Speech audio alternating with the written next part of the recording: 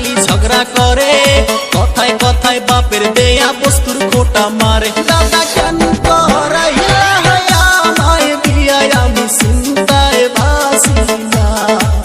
ও দাদা বিয়া না কইরা ভালোই ছিলাম, আমার টেনশন ছিল না। খালি নিজের ডাই কইলো, নিজের ডা মসমসা পর ডা উত্তা।